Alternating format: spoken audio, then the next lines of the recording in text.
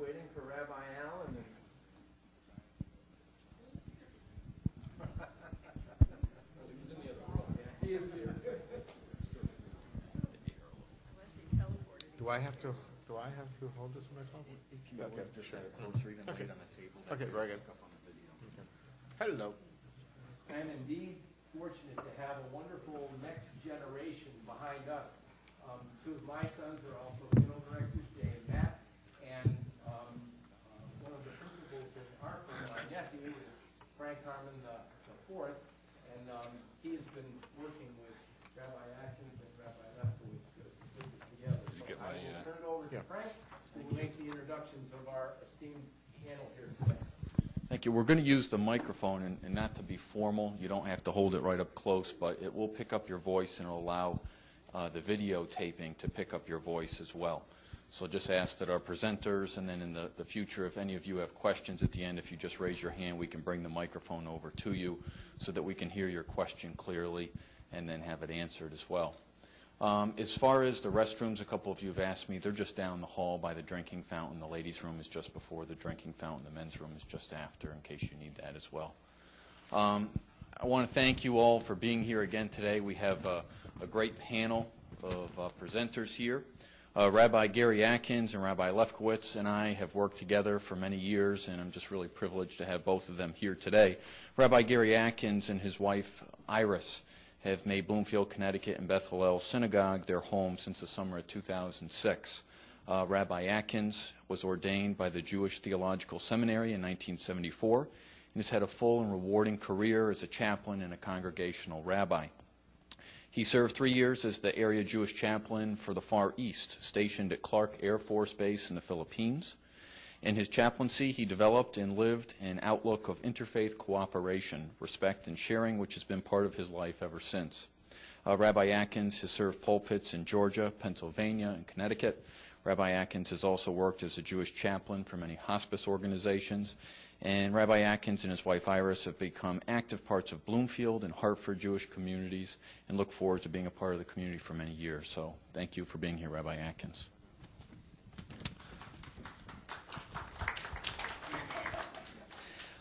Our next presenter is Rabbi Alan Lefkowitz.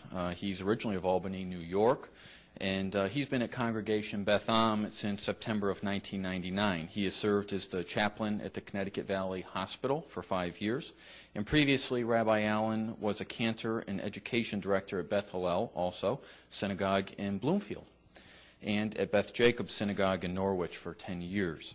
He briefly served as the spiritual leader for the United Brethren congregation in Hebron, Connecticut, and at Beth El Synagogue in Torrington, Connecticut. Before coming to Connecticut, he was a cantor at synagogues in Amherst, New York, Sun Valley, California, and Akron, Ohio. So he's been all over the country and traveled quite extensively as well, and has also served as a teacher in a year-long volunteer program in Israel. In January of 1999, Rabbi Lefkowitz received his ordination as a rabbi, and you'll have to help me here, Rabbi, with the in New York City, yes.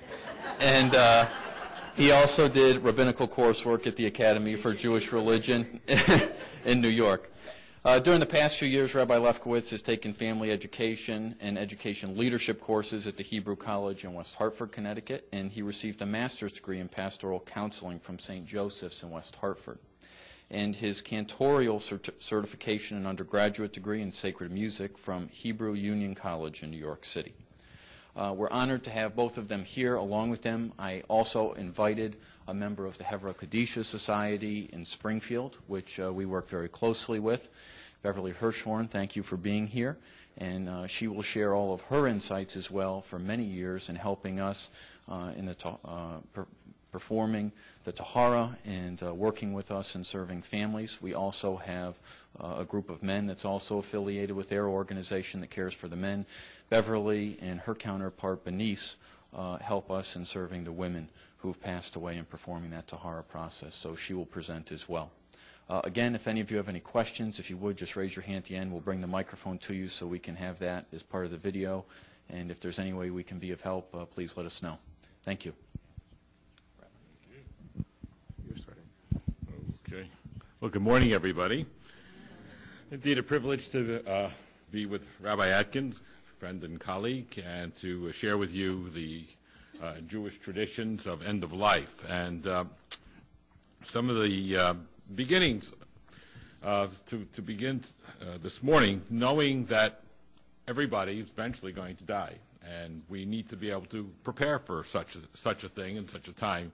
And I hate to be the one to break the news to you, but every time I see somebody in the hospital, or I see many people in the hospital, there's like disbelief that it's going to happen. And we as a people value life. Jewish people value life, and even before death occurs, we have what's called vidui. We have confessions, being able to say prayers for ending of life. And there are two versions of it that I have anyway.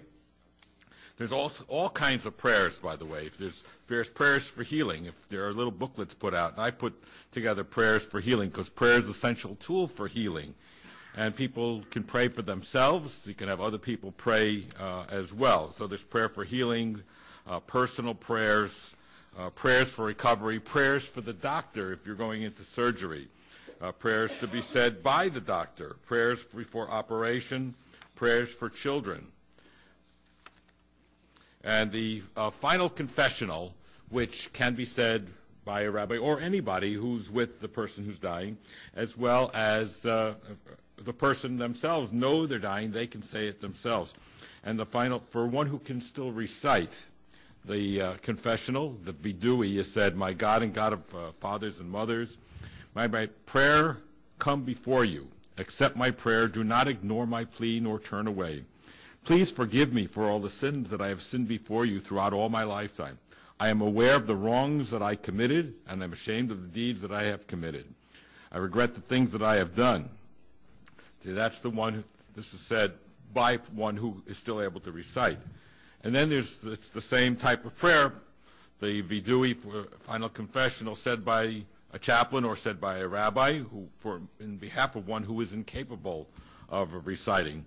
And they would say, "Our God and God of our ancestors, we acknowledge that all life is in your hands. May it be your will to send healing to," so we still ask for healing, "and if the end is imminent, may it reflect your love and atonement for all those times," and you would start the person's name, "that could have done better.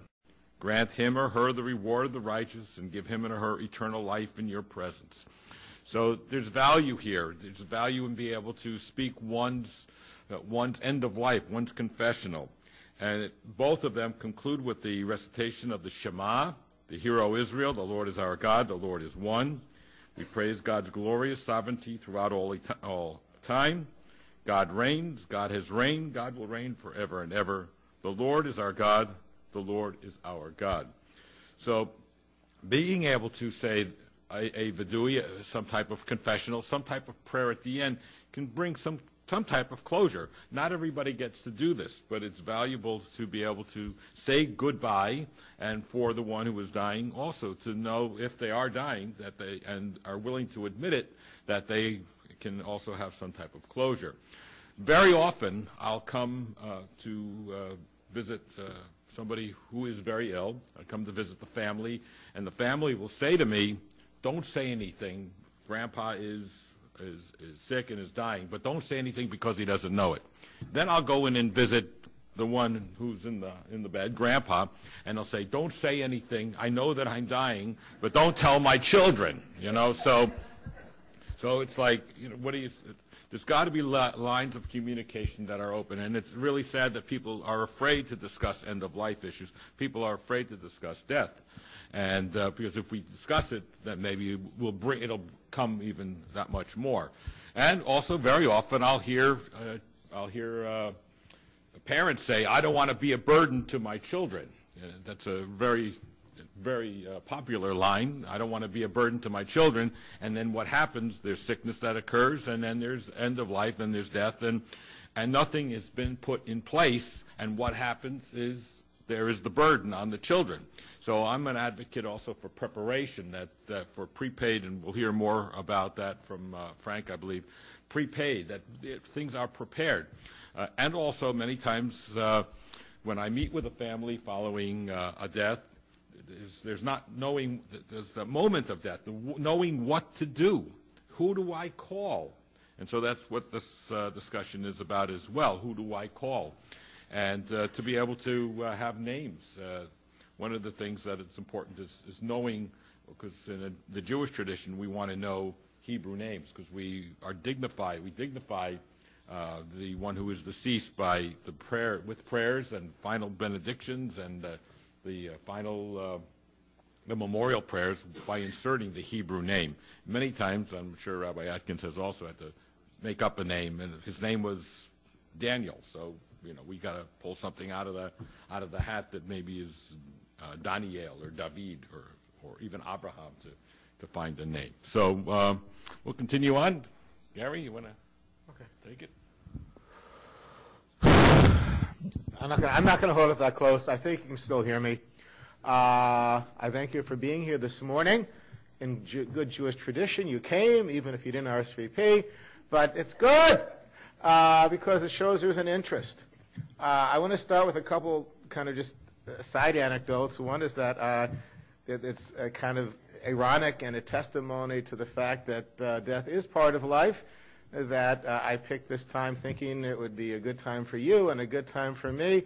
And it turns out I have to officiate at a funeral at 1 o'clock. So there's a kind of reality. This is not just academic stuff. This is something that's going to be happening, very, very much.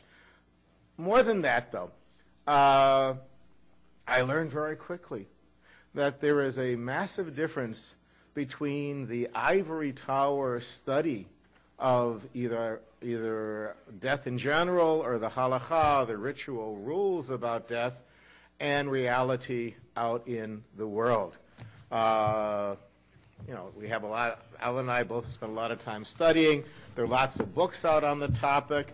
This is a classic book. Some of you may have seen it. It's been around for 30 years. Maurice Lamb, The Jewish Way in Death and Mourning.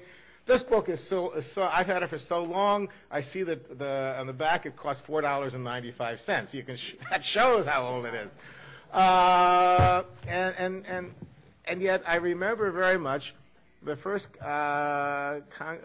funeral I had to officiate at as a congregational rabbi after coming out of the chaplaincy, talking with the widow about scheduling the funeral.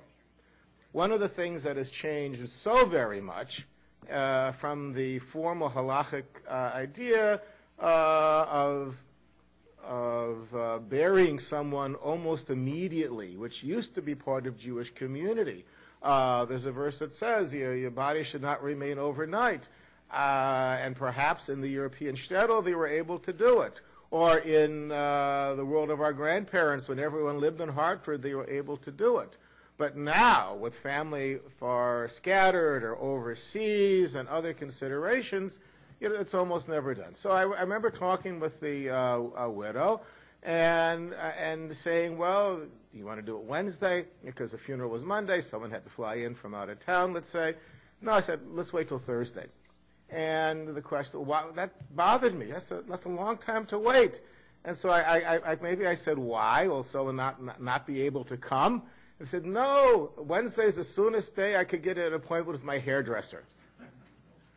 Now, at one hand, I'm stepping back and saying, wait a minute. Here is a book that says you're supposed to wait. You're not supposed to wait, and you're supposed to do it right away, have a funeral right away. And here is a person, for her own needs, for her own ability to cope with grief, saying, this is how I want to be.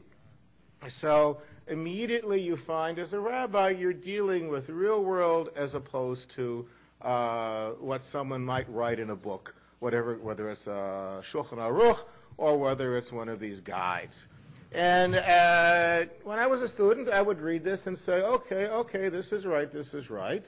But let me just share one passage over here where it talks about the mourning period, which, as you know, for parents is traditionally either 11 or 12 months.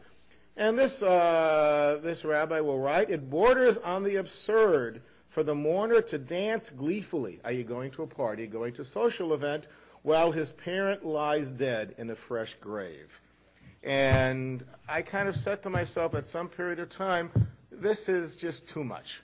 This is not something that I can really say to my congregants, this is how this is not, that this is how they have to act.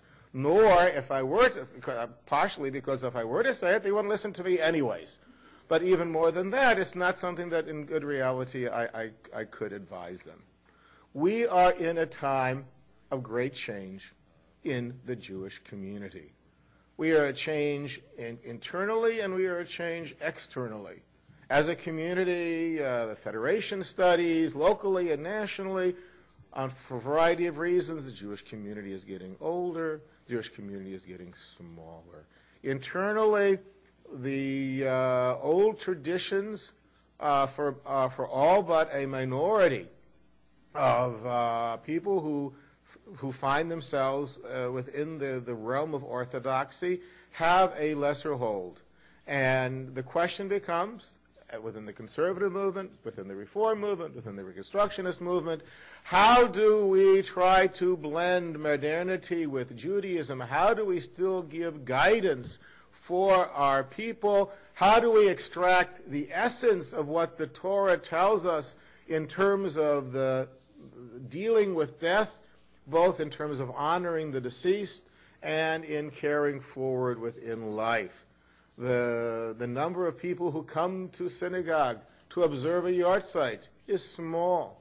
Not even the number of people who come for the 30 days of Shloshim or the 7 days of Shiva is small.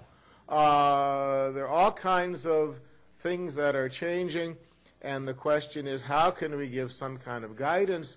How can we, without just going blindly along with trends, still try to have Amcha, the Jewish people, our congregants, still be connected with Judaism, and once they still are connected, then hopefully try to increase that connection. I'm humbled. I see a lot of congregants here. I see people who are very selflessly involved with the burial associations that service a lot of us, and so it has been my pleasure to work with Mel and Gersh and Norman and other people as we deal with this aspect of but I'm also trying to work with them to deal with new situations. Just two of them that I will share. One of them is that classically, if you were intermarried, you could not be buried in a Jewish cemetery. Rather, you might be able to be buried in a Jewish cemetery if you were Jewish. But how about your non-Jewish partner who you have loved in a loving relationship for 40 or 50 years? There is no Jewish cemetery in the greater Hartford area that makes allowances for various halachic reasons for interfaith burials. One of the things I'm working with is trying to establish a separate section of a cemetery at Beth Hillel, for example, but obviously this is open to anyone, where there can be rules and appropriate guidance for these situations so that they can still feel. Many of whom the non-Jewish partner has selflessly raised Jewish children, is in various ways connected with the Jewish community, but for various reasons has not formally converted to Judaism. Another area that things are changing is that of cremation. We have to step back for a minute and realize that a lot of times what we feel to be Judaism for all times is not Judaism for all time, but maybe what we remember from our grandparents' or great-grandparents' day. There's a story about the guy who visits the synagogue of his friend, and he notices that as they walk up to the bima for an aliyah, they stop and they look up before they ascend the couple stairs.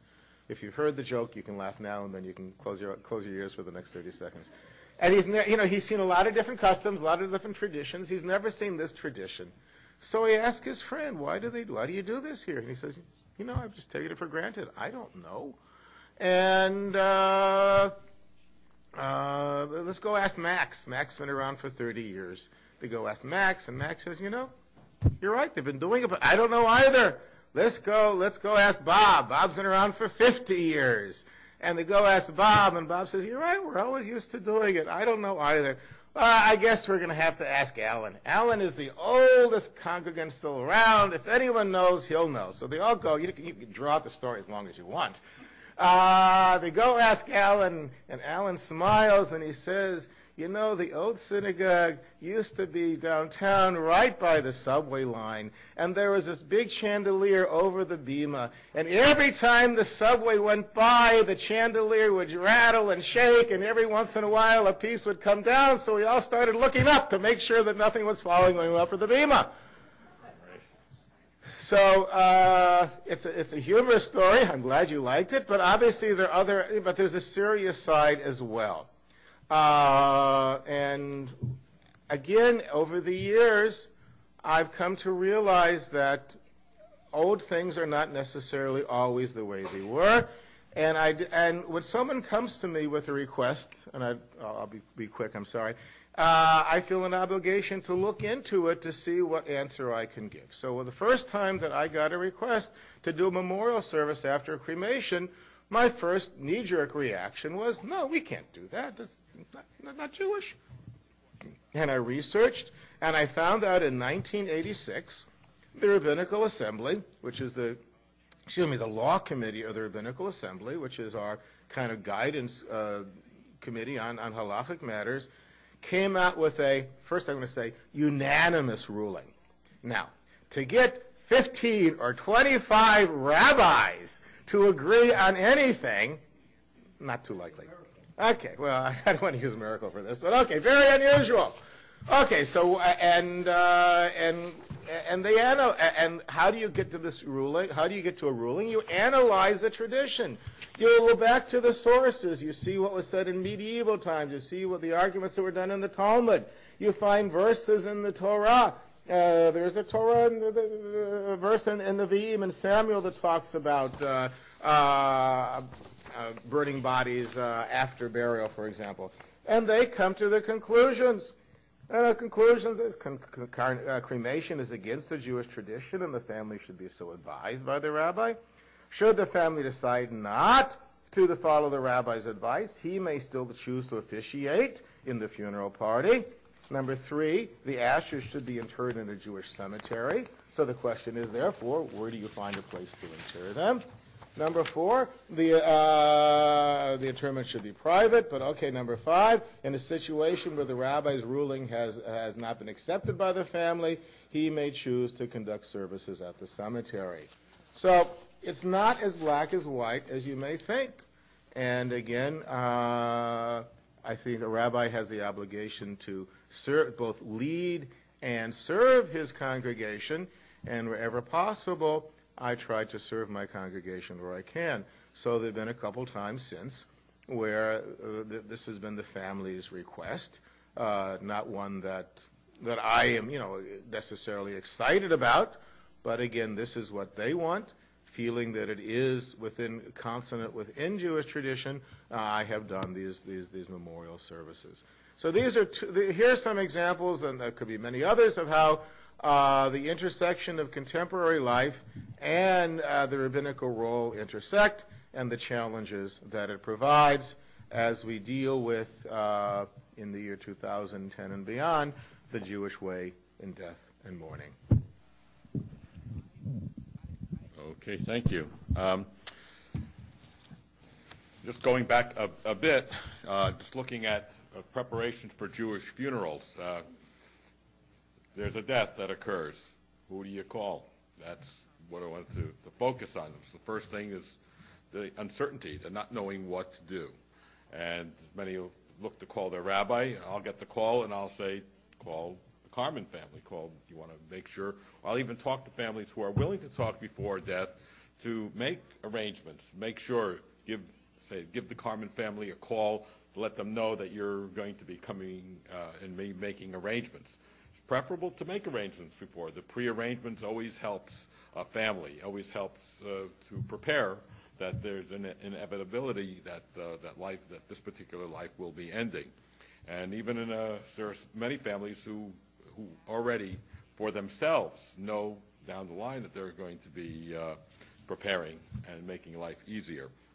So the moment of death occurs, I'll get the call, and then I'll recommend that the funeral home be called, and the body is then taken and brought to the funeral home, and the next call that would be made would be to the Chevra Kadisha. So this is Beverly, who I just met this morning from the Chevra Kadisha in Springfield, who works with the Carmen family, and maybe we'll hear a little from the Chevra Kadisha and your preparations. And women work with men, and women work with women, and men work with men, and like that. And it's dignified and it's respectful, and it's the preparation for burial. So, Beverly? I'm not a rabbi, but I can speak in terms of my personal experience. In our tradition, it's always been a very great honor to be a part of the Jewish Burial Society. In fact, this is an institution that's been around for several hundred years. We know this because if you're an antique collector, there are actually sometimes at auction pieces that will show that they were commemorative pieces for the Jewish burial societies of different cities in Europe and in other places in the world. So it's always been a very great honor. It's been a very great honor to be named to a Jewish burial society. We go everywhere that we're called. Our purpose is to help our fellow Jews. We generally live in this greater Springfield area, or either in Springfield or in Long Meadow, and we help out families who live in Springfield, Long Meadow area, up in the Holyoke area, and some of the communities in northern Connecticut. And who are we? Well, we're just regular folks, to be very honest, who it's always been a great mitzvah to come in and help, literally to prepare the bodies for burial. And we take this mitzvah very seriously to do this. We're a group of about 8 women now. We come from really the entire spectrum of the Jewish community. We generally follow the Orthodox halacha, but we have members from the conservative and reform movement, and there are some modifications that are made to the prayers that we say based on the affiliation of the person. For example, we now include the names of both, the Hebrew names of both the mother and father in the egalitarian spirit of, conservative and reform Judaism. So there are some additions where we are asked by the family or by the different congregations to include those. But we're just regular folks, to be honest. Among our group, we have the usual collection of doctors and nurses, but we also have a piano tuner who's our lead person, obviously not affiliated with the medical establishment at all. I'm a public health director in a town in the greater Springfield area, and one of our most adept members is a shopaholic. Otherwise, that's what she does during the day. She likes shopping, but she has a good heart, and she's really a wonderful, very devoted member of her congregation and of the Jewish community. So I just want to give you the feeling that we're average people, but we want to do a service to people at this time, and it's always been part of our tradition to do so. Now, what do we do? As the rabbi mentioned, when there is a news that somebody has passed away, and they are of the Jewish faith, and that they would like the person to be buried according to Jewish tradition, the area funeral directors do know how to get in touch with the local Jewish Burial Society, or Chevra Kadisha. So we get the call, and what I want to say is we're average people too. I work a full-time job. Most of us work full-time jobs, so we try to accommodate just as soon as it can possibly be arranged. So what do we actually do? We come down as a group, and we have to remember that every Jew is important. We're all created in God's image. And so every person to us is of equal value and standing. Whether you've been rich or you're poor, whether you have a big family or no family, and certainly whether you are of the most observant or you haven't been close to tradition at all or recently in your life. Every person is equal in our eyes. And when I explain the procedures that we follow, it's the same for every person, whether we know you, whether we don't know you. We try to feel that the neshama, the soul of the person, is still sort of in the room with us, and they are to be accorded the utmost in our expression of value of who they are and how we treat that person. So there are 3 basic steps of a tahara, which is the process that we undertake here at the funeral home. It's the washing of the body, and let me tell you that when the person comes from the home or the funeral home, we try to treat all of the women with modesty, so we ask that the person not be undressed or anything. This is all done by Jewish volunteers. All of the preparations are not done by staff at Carmen, although they assist us. We have women who assist us sometimes, but it's all done by Jewish women for Jewish women, Jewish men for Jewish men. We unclothe the body, we cover the body just at all times except for the procedures that we need to do. We try to wash the body, saying prayers that are from the prophets and from the Song of Songs. Quite a beautiful prayer, in fact. And then each person, the second step is a ritual purification, or we try to sort of reenact what's known as the mikvah, or a purification ceremony. And the last part of our procedure is the clothing of the deceased in linen garments, the shroud. In Jewish tradition, people are buried in shrouds and not in their street clothes. We want to be egalitarian. No one is better than another person. So there are shrouds for ladies and shrouds for men, and we try to take great care in how we put these things on, not to jolt the body, to be very tender and loving.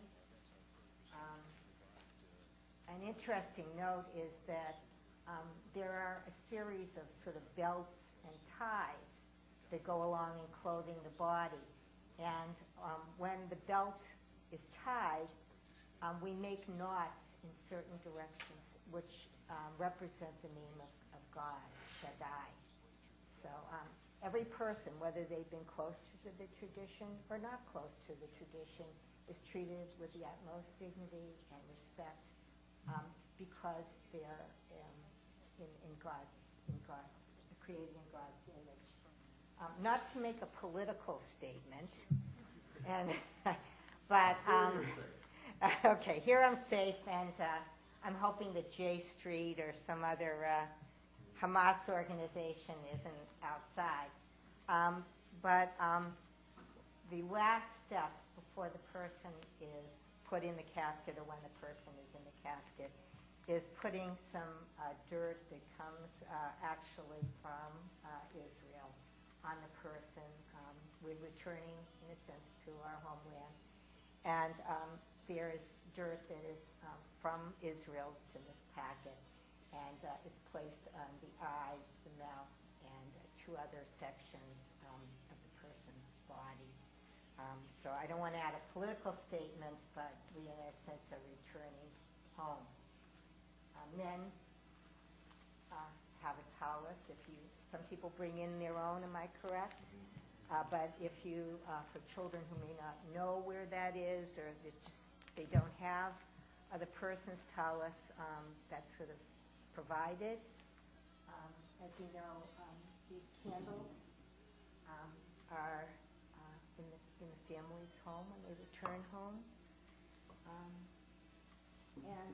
We finish up with some concluding prayers. So all through the process, it's a process of saying prayers and doing the actual service that has, in my understanding, been part of our tradition for for hundreds and hundreds of years. I think we all find it a moving experience. I have to say not all of us are regular Shabbos goers, although most of us are.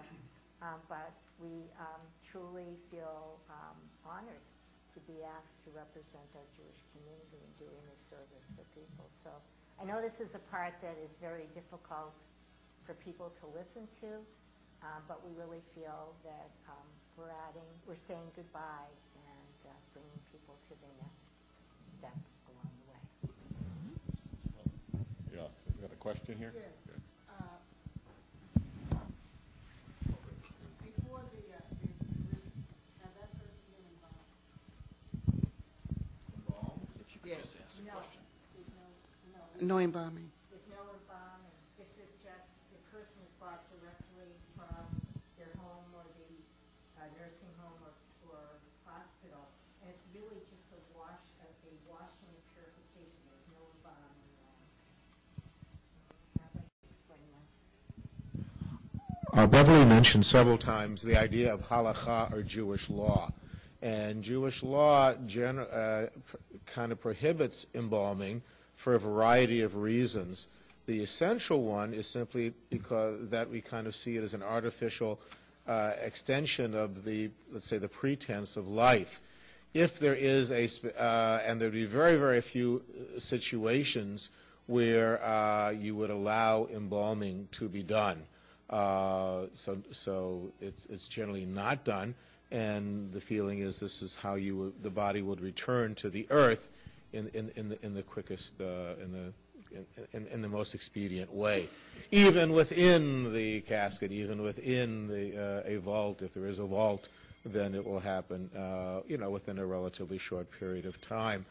What I was going to mention essentially is the idea that you heard over and over again, the idea of mitzvah, the idea of commandment.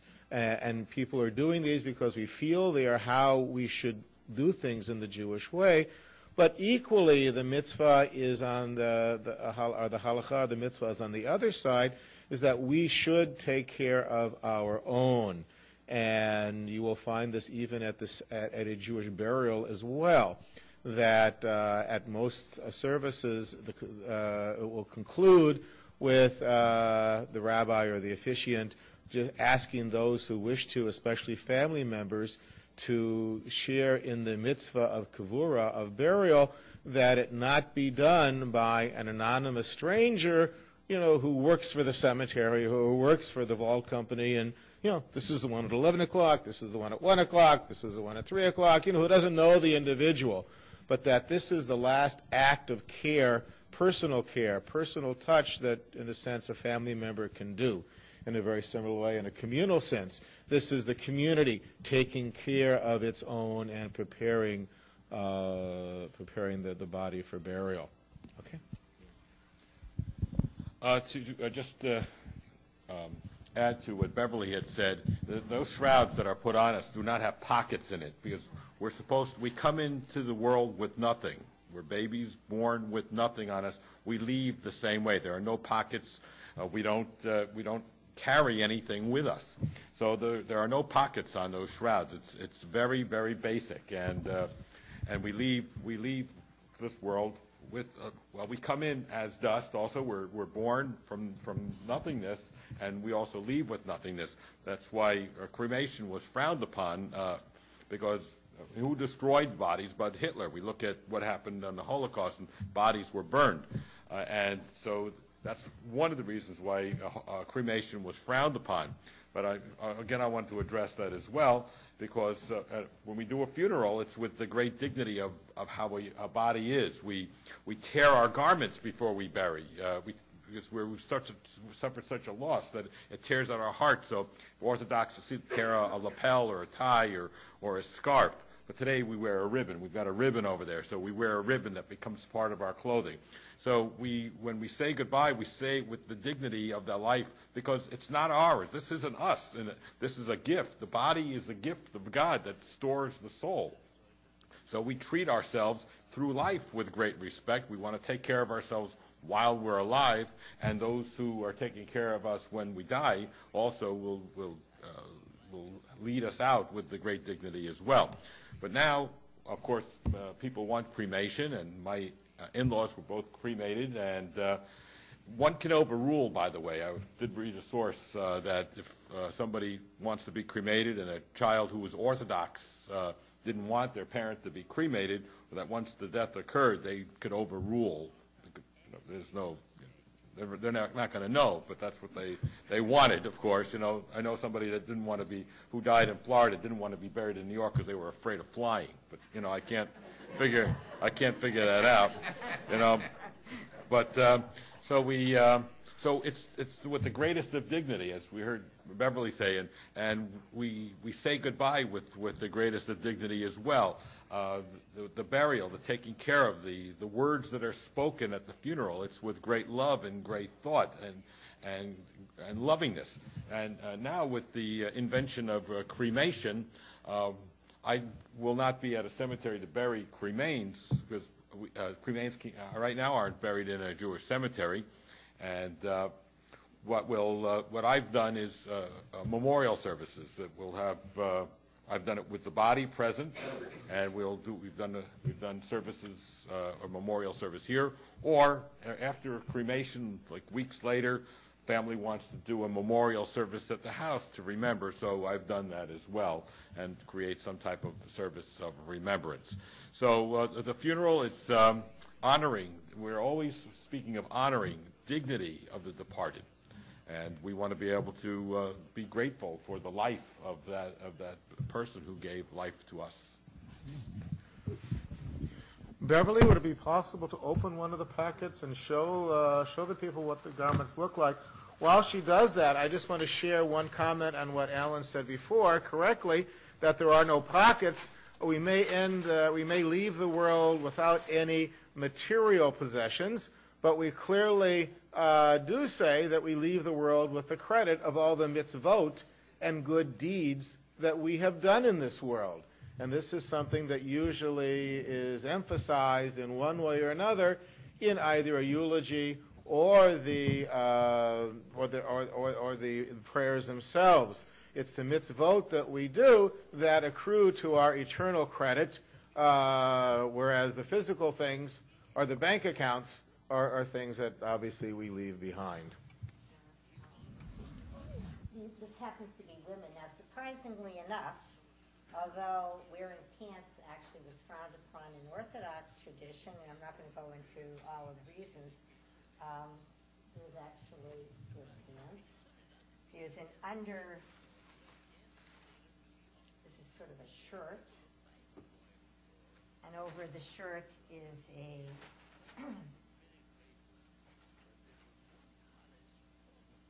jacket that goes over the shirt.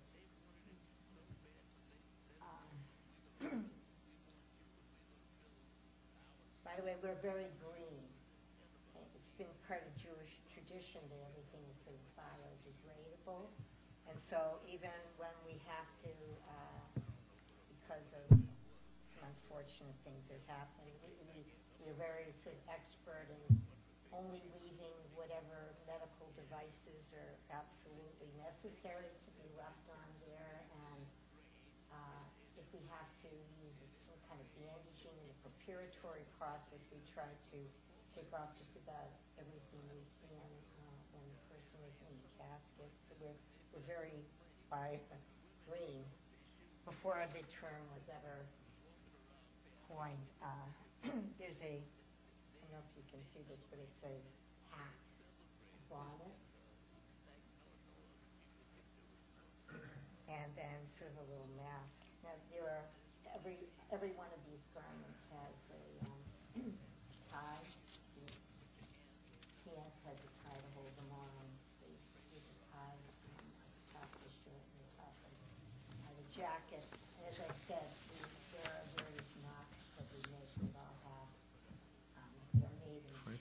representing. Yeah, I'll lead it. So everything is done with thought, and it's just not a haphazard process. Sort of this, none of our members, whether they have been in Reform or Conservative or Orthodox, we have sort of a meeting of minds of how this is going to be done, and we work together. I guess we're one of the few places. This is not an organization that has officers. We're not here to chat or to have a cup of tea together. We're here for the business, so we really stick to the task at hand, and the only real conversation we have is related to what we're doing or any problems that we may encounter. Speaking of green, also the Jewish burial is green. Everything is biodegradable, which leads us to the casket, and the casket is completely made of wood with holes in the bottom, like the shroud. The casket is simple and unadorned. It says in the Torah that in Genesis, "From earth you have come, and to earth you shall return." So wooden caskets help with the process in this organic nature and disintegrate over time. Metal caskets are not permitted by Jewish law. Metal is a sign of war. So everything is made out of wood. The dowels, everything holding it together are made of wood. And so the caskets, Frank, I guess this would be a good segue to you. There are a couple of questions. Yes. One second, can you wait a moment? You picked up. I know that you cover the face. Is there a reason for that? I'm going to let the rabbis answer that one.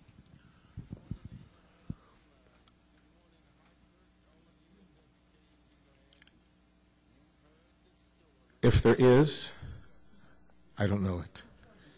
That's the other than we all know the fiddler's song of tradition.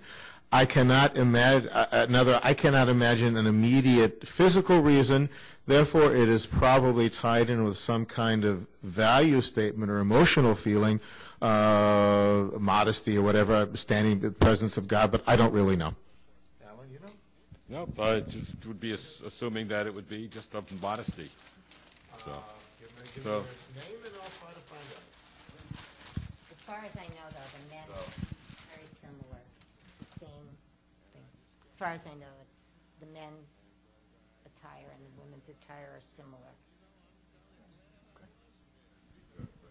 I was just curious, is it the women's hair is covered for modesty and the men's is not? Is that true? Okay, so they don't wear the same hood then? Well, that little blonde is with women. Okay, just for women. Okay, thank you. I've seen them, whether they're sewn in a number of locations. Some are sewn in the United States, some come from Israel. They're just variations of the same theme.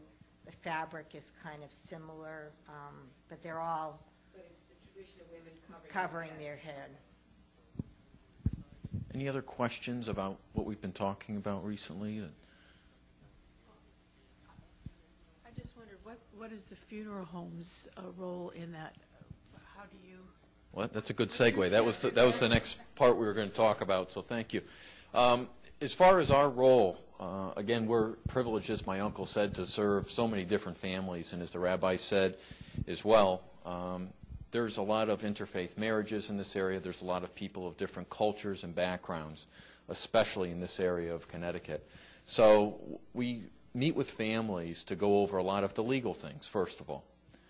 When we meet with a family after a death has occurred, there's some legal things that need to take place. We need to do some of the documentation for the state of Connecticut.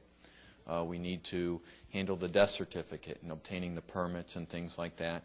And then we make the arrangements with the family, and then we talk to the rabbis about the funeral services, and then we help coordinate all those different things. Nothing with the body or the person? As far as the body is concerned, there are certain laws here in the state of Connecticut where a funeral director must transport someone who has passed away. That's why sometimes when an ambulance will get to a home and they know that the person is already deceased, they must call the funeral home. The ambulance cannot transport the person if they are known to have been deceased and not able to be revived. So we will transport the body here, but then our care for the body usually ends at that point until we call the Hevra Kadisha Society, who will come after the Tahara is performed.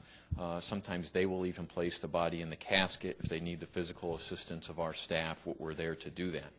We do have 3 women funeral directors here, one of whom is here at all times to help the Hevra Kadisha should they need help with a woman who has passed away. And again, we do have several male funeral directors as well who help the males in assisting them. But that whole process, and Beverly could attest to this, is done privately. They do that whole process privately. There's not other members of our staff in the room working at the time. There's not other members of our staff that are looking on.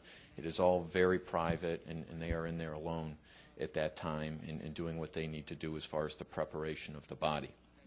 We do make a lot of the arrangements with the family as far as the day and times of the services. Of course, we obtain the caskets for families in many instances where we work with casket suppliers who do have caskets that are made in accordance with the Jewish law.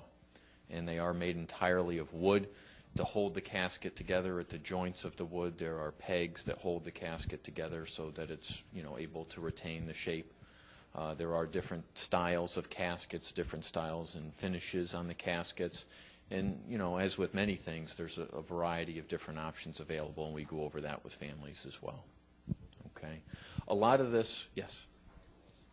Just to mention for a second, and it may seem a little incongruous, a lot of cemetery associations require the use of a vault. The primary reason for that, going on to caskets, is because as the natural decomposition goes on, if there is not a vault, then eventually the ground will collapse, and probably most of us have been to older cemeteries where we've seen a number of the monuments all overturned because of the ground collapsing. Now, just as there are certain kind of caskets that are not traditionally allowed, there are also certain kinds of vaults that are acceptable.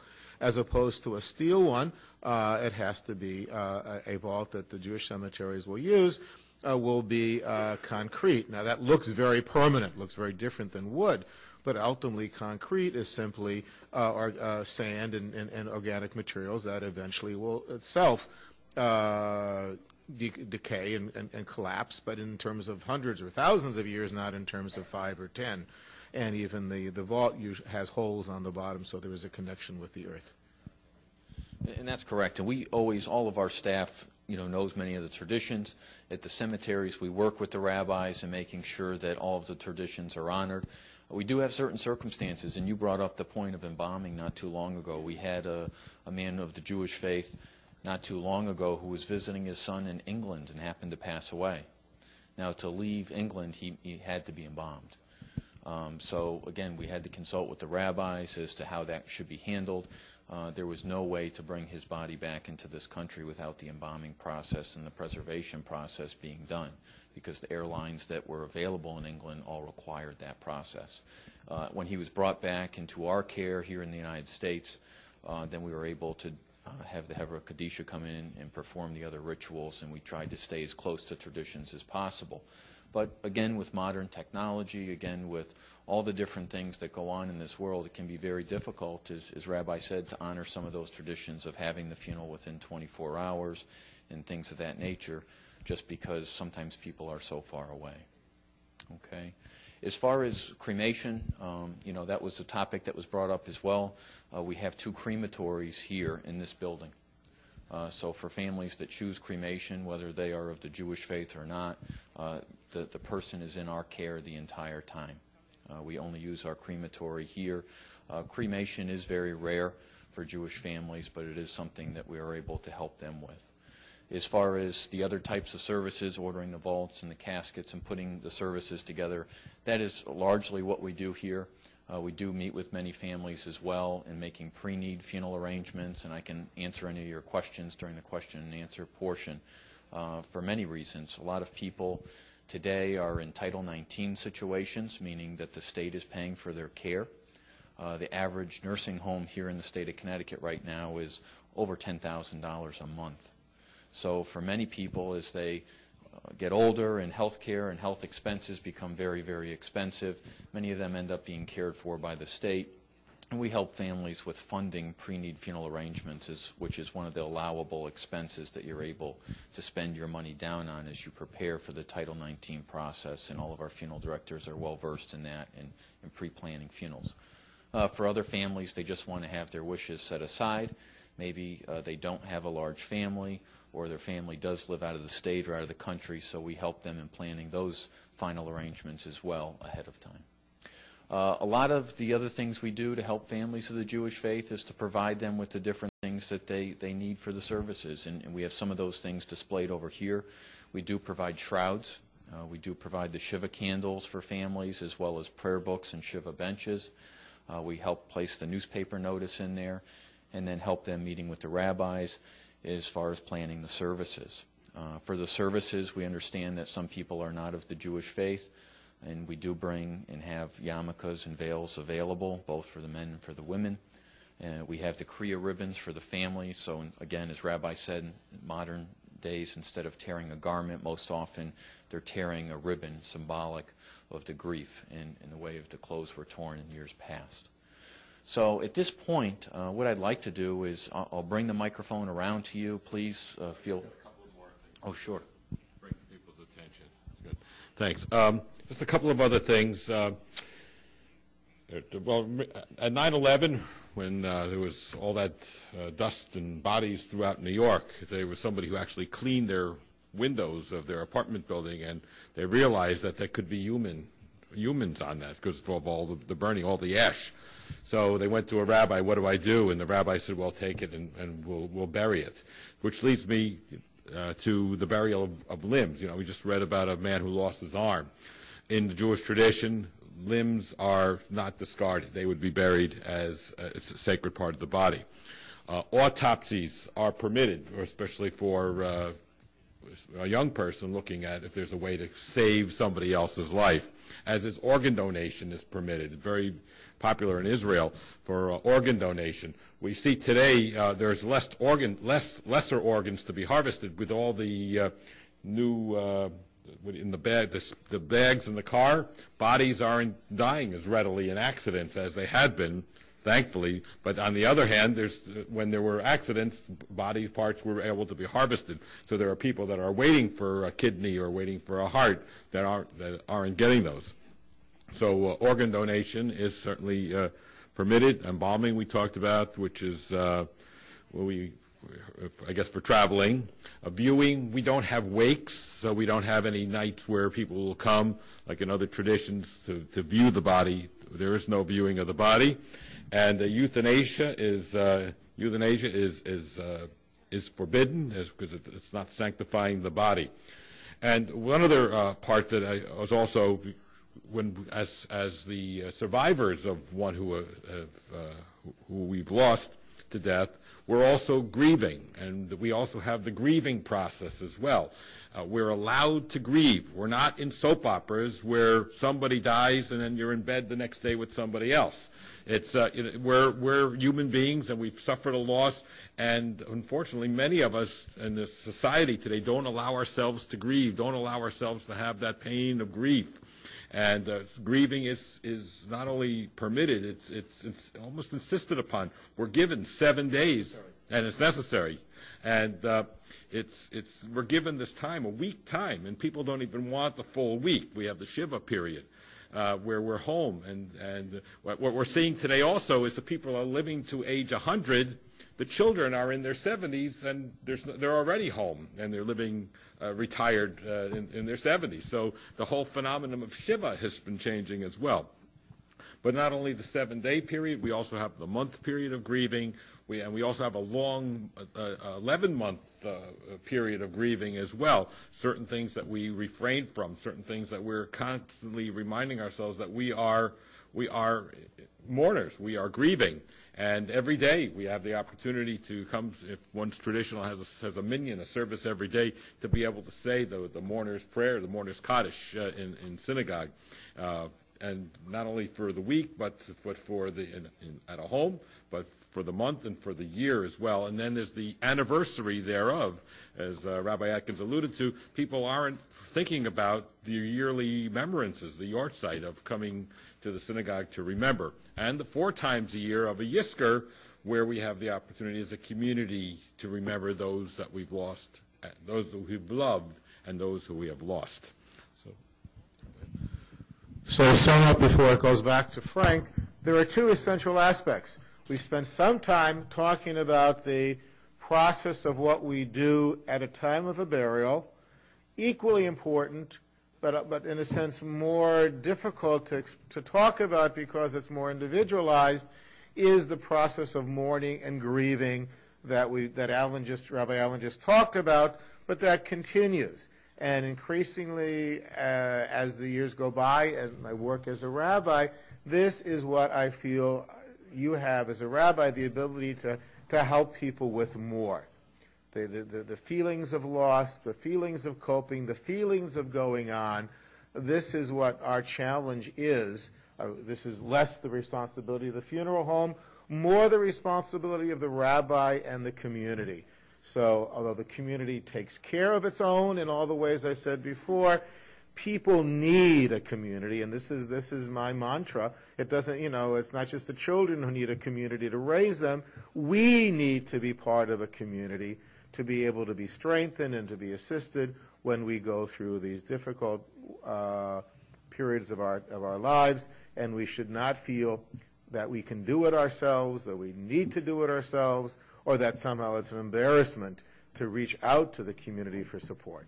So that's where I see my goal in strengthening our community, synagogue and general, in helping individuals at this time.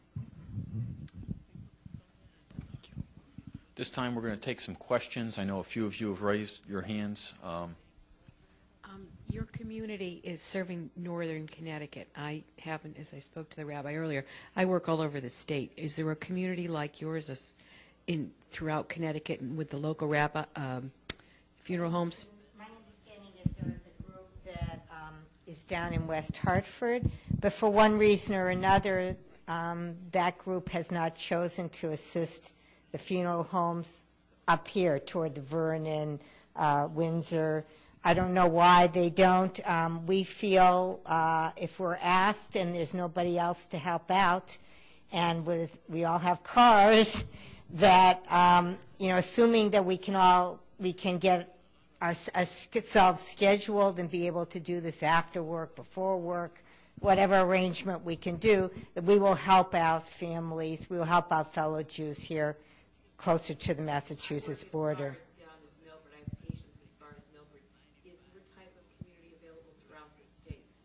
Well, I know there's one in Hartford. I know there's one in the greater New Haven area. I assume in Fairfield they have their own there. I know in Massachusetts we serve the greater Springfield area, but there's another grouping up in the Amherst, Northampton area that's about 25 miles north of us, and another group out in the Pittsfield, Berkshires. So some synagogues have their own. Right. Oh, okay. Can we, Synagogues, it's not only the responsibility of the funeral homes. Just like the Emmanuel in West Hartford has their own. And any synagogue, anybody here, if you have a sufficient group, you can form your own. The only thing you need to keep into consideration is, of course, after you learn what needs to be done, and we would be happy to coach you in a sense, but you have to understand that that you need to be available and have a large enough group to cover 365 days a year. That includes when people go away on vacation, the day before Passover, when you'd like to be home preparing your own holiday, and you get a call and somebody says, we need you, and they want to have the burial. Somebody's going to be left with one course less on their Passover Seder table because there is a need and we have to leave our homes. Is there a minimum number of people to do this? Do you have to have 2 people or 4 people? Well, you have to consider that, you need to be able to, in a dignified manner, to move the body side, to dress, to wash. So at least 2, and in some instances 3, depending on the size of the person. So minimum of 2. So if you would like to start your own, we have helped the Northampton, Amherst area to start your own, but you have to be aware that you need to think about manning this 365, and that's a challenge in today's world where, most of the women are working full-time, some have young children. We like to go away on vacations. It's a different thing than Europe of 100 years ago. Other questions? I want to get back to the cremation question. I have always been taught that Judaism does not allow cremation. Now, you've been told by the RA that you can officiate at a cremation. But what about me, who's been burned? Am I breaking some rules still?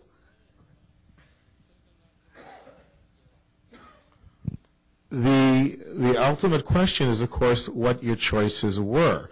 If you have to decide.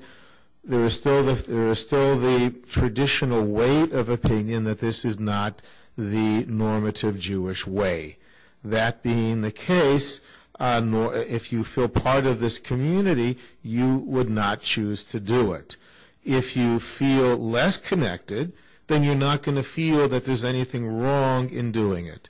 I would, and therefore you might consider it an option.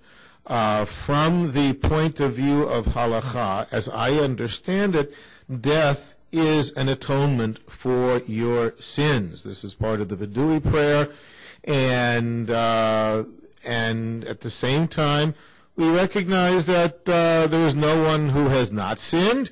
And when we say Kaddish or we study in that person's memory, you may have heard this in a shiva home, we hope that the act of study is part of the Ilui HaNeshama, the saying Kaddish is part of the Ilui HaNeshama, the elevation and the purification of the soul.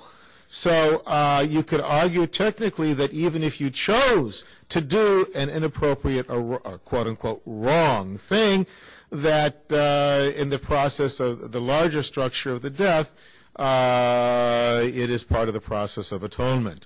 On the other hand, one is not, if you remember the High Holy Days, you're not supposed to say, well, I'm going to sin, Yom Kippur will give me atonement, then I can go out and sin again. I am not proselytizing for cremation. I am just saying that if people chose to do this, just like any other act that they may choose to do that is not in consonant with normative Judaism, then I think the community should not abandon them, and as much as possible, still bring them into having at least a Jewish memorial service, and possibly, if it gets to that point, the remains interred in sacred ground. You can keep that microphone. I'm going to pass this microphone around. Is a Jew allowed to be buried in a non-Jewish cemetery? Well, technically not, but it's being done because people are living closer to. There was one. Yeah, I don't have a problem with it. I don't have a problem with it. I don't have a. I'll do a Jewish funeral. What does Bet Olam mean? Beit Olam means the house of eternity. What? House of eternity, or cemetery. Thank you. Okay. Right. Well, the question is. But we do what we want. The question is less. I have never officiated. Okay. First of all, the only cemeteries that I've officiated that have been non-Jewish have been military ones, and that you can argue is an exception. What happens if I have never officiated at a Jewish funeral in a non-Jewish cemetery? However, I am not going to turn around and condemn those people who, for whatever reason, have been forced to be buried in a non-Jewish cemetery because, let's say, of an intermarriage, they didn't have the option of being buried in a Jewish cemetery. It's not something that I would do, but if they chose to do it, it's all a question of how readily do you read someone out of Am Yisrael. Either the law is the law, or we make our own law. Unfortunately, the world is no longer black and white. Next. Otherwise, halakha is irrelevant. Move on.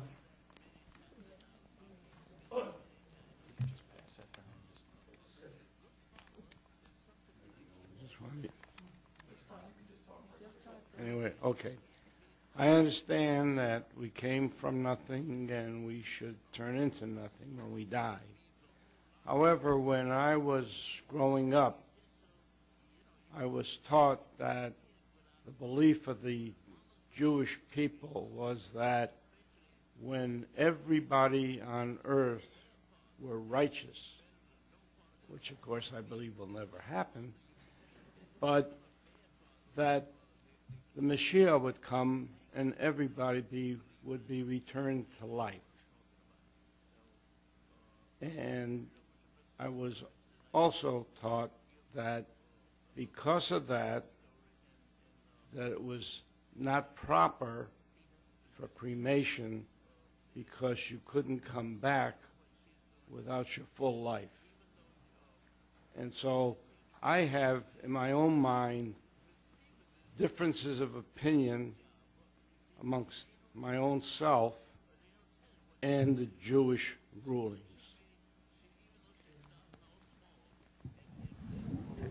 I guess the question is, can there be techiyat hametim? Can there be resurrection of the dead if you've been cremated?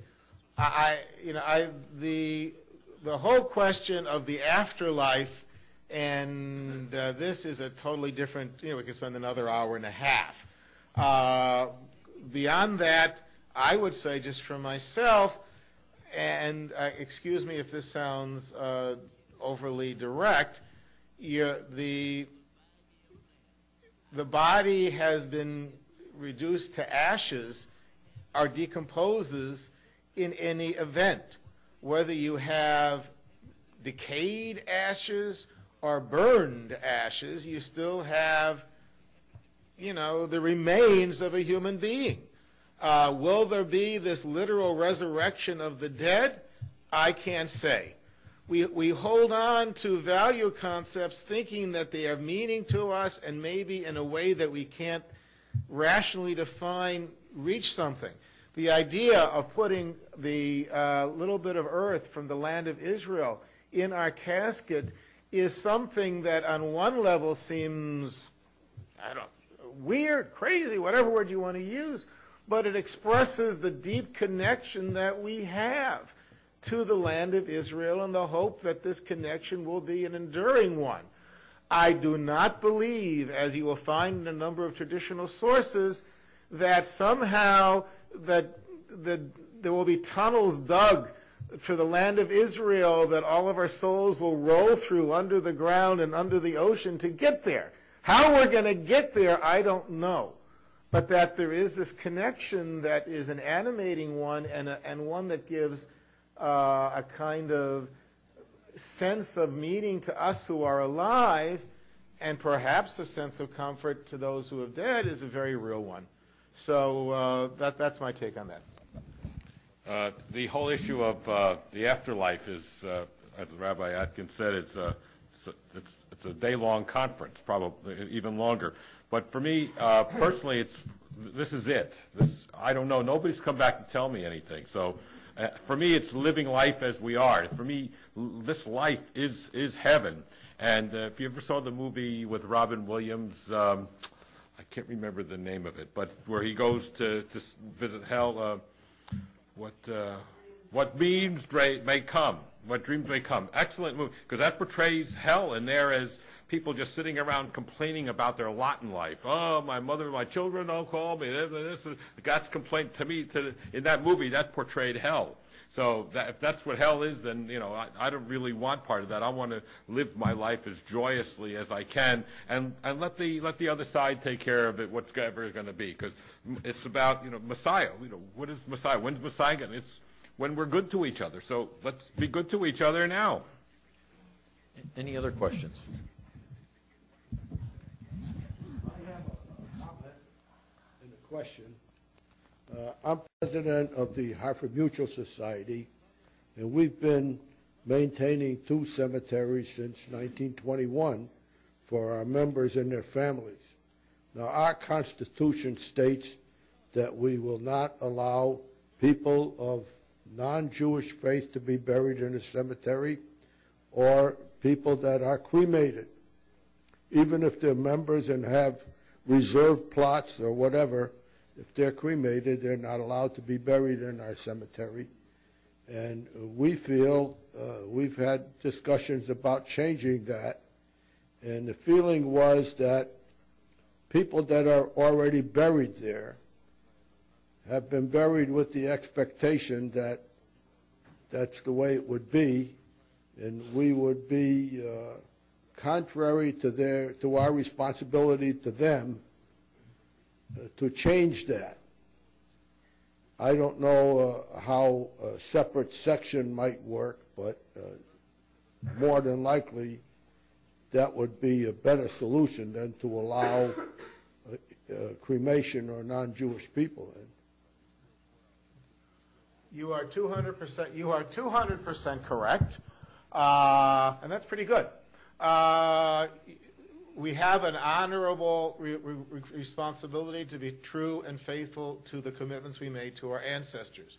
Any discussions that are now going on are in different sections or setting up new associations with different bylaws, and in other words, setting up separate sections where no one feels that what they bargained for or what they agreed to however many years ago is now being violated. You are absolutely correct, and this is, to me, an eternal Beit Olam, an eternal promise. And in a sense, this is something that, in our own area, we are working on. So that would not be in any consideration something that we would violate the promise made to the past. Now I have a question. We run into problems in maintaining our cemeteries. When visitors come, they put a rock on the stone. And when we hire somebody to clean the stones, they have to take all the rocks off, put them back on. And I wondered what the significance of that was, because I really don't know, and I don't practice that thing of putting a stone, a little pebble or something. Some people put baseball-sized rocks. I saw some mahjong tiles on someone's.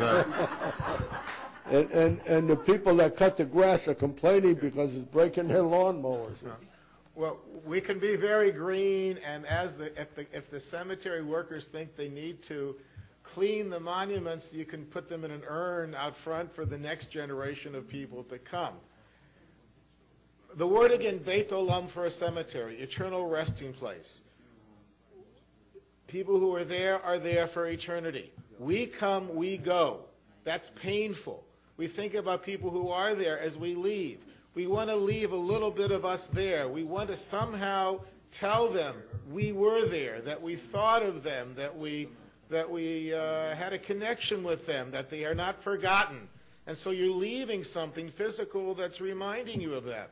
I would also say that one of the expressions for Israel, for God rather, it's Sur Yisrael, the rock of Israel. That's one of the appellations for God. So it's almost like a godly act. You're kind of connecting yourself with God as well as that person with God when you leave a rock on that monument. So it's a tradition. It's a tradition, like most traditions, that has a psychology, has a purpose to it. If you don't feel it, if you don't need to do it, I don't think in any way that it's halachic that you're required to do it. Yes, same from I'm with you. I don't leave a rock. There's no law, and I've seen piles and piles on top, and it's I'm there. I leave my tears there, so I don't need to leave a rock. So. Stone for Danny Fisher. Read the book. Okay. Any other questions on this side here? Or? I just wondered, someone said that graveyards were turned over every 100 years or reused. That's a good word. Is there any truth to that, or can you tell me about that? No. Not in the Jewish cemetery. Okay. I mean, actually, in Israel, and they're building a highway, and they'll come across a cemetery. From Roman times, they'll divert the road. I mean, they'll try not to disturb. I'll answer that a little bit. Is there is truth to that in certain areas, and it's not Jewish cemeteries. There are certain areas in New Orleans, other areas where the water table is very high, things like that, where graves are reused after a long period of time, and actually the remains that are still in the grave are placed into a certain area of a tomb, and these are usually above-ground crypts. Yeah. It's very common also in the Caribbean islands, things like that, where they're tombs actually as opposed to graves. They're underground tombs, and the bones are taken out, and then the tomb is reused for a family. And I've seen that before in Puerto Rico and in some of the other Caribbean islands where that's more common. But these are not Jewish cemeteries. In ancient Israel, that's exactly what they did. If you take the tour of Jerusalem, you look outside in the valley, you see the few kind of tombs that are cut in the side of the hill. And we know from the Mishnah this is routine. They would lay the body in the tomb, and a generation or two later, they would remove the body, put it in a kind of ossuary, and then reuse the tomb again. Something that seems very strange to us because we think that mausoleums are not Jewish. We think that this is very not Jewish. It all depends what your original frame of reference was. There are very few things that we think have never been done within Judaism, but actually have been if you look back far enough, or the different cultures. Anybody else? Yeah, we got started again. Just a simple question. The holes in the casket, the holes in the vault, that's to have the body in contact with earth? The question was about the holes in the casket and in the vault. Yes, it's a more of a, to my way of thinking, of a symbolic connection, of contact. I mean, there's not, because it's the holes are small in size, but it still indicates that there's this connection. Yes, sir.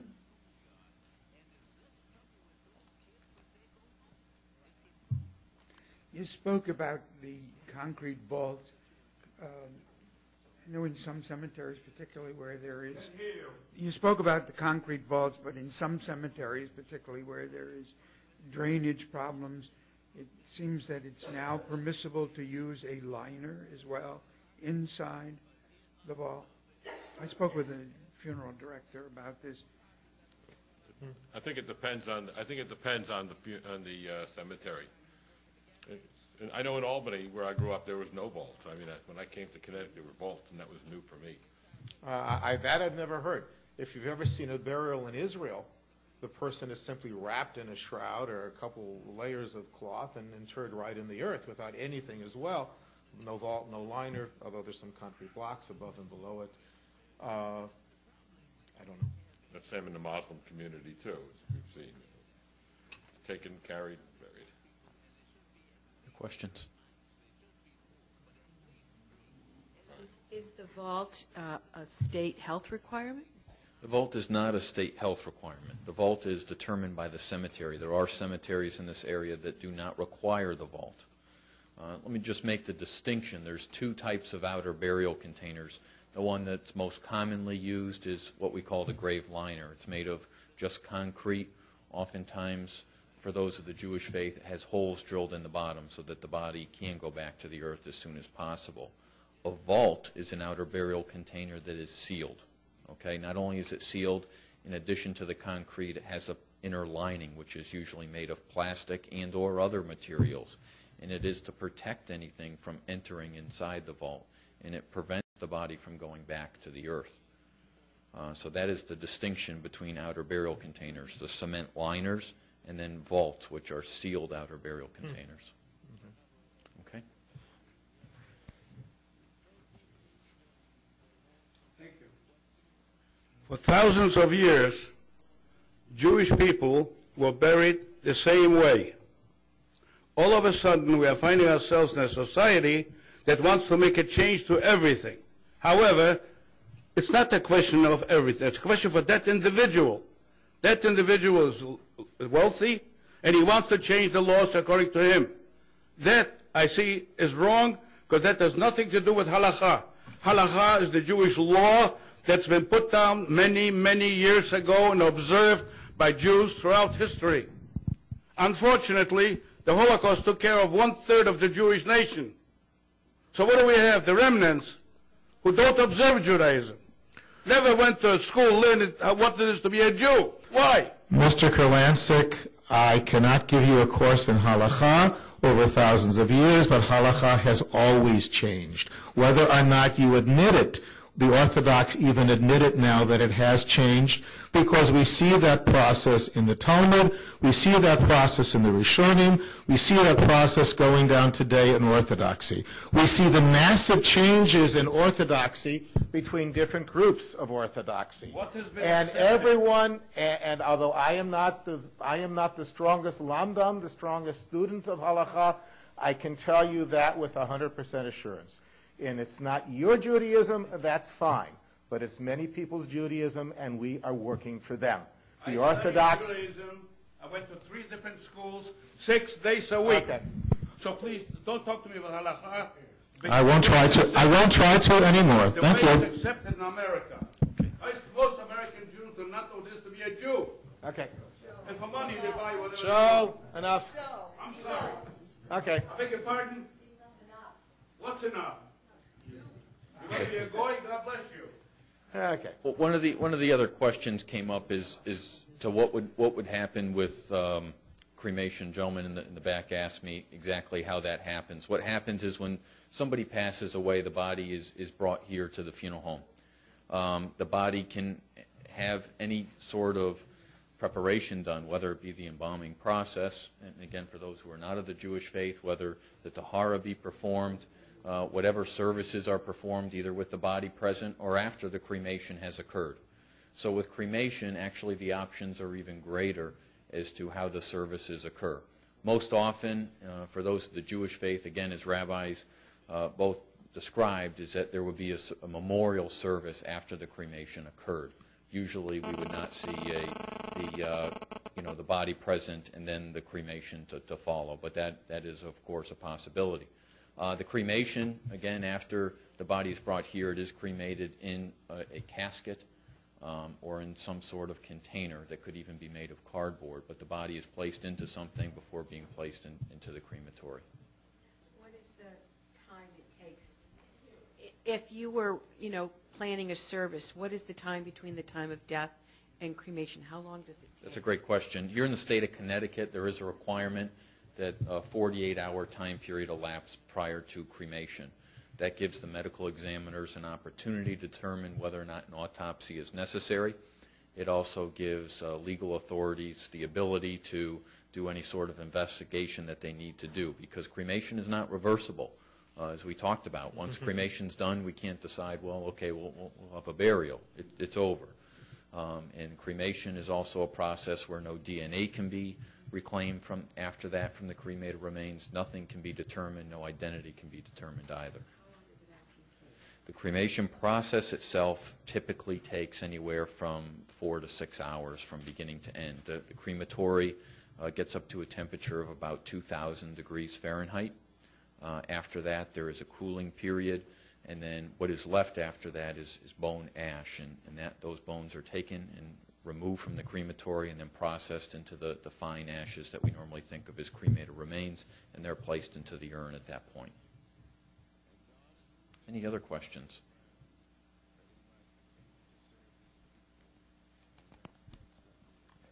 Once somebody is buried, how soon, is there a time period that you have to wait before you can go and visit the gravesite?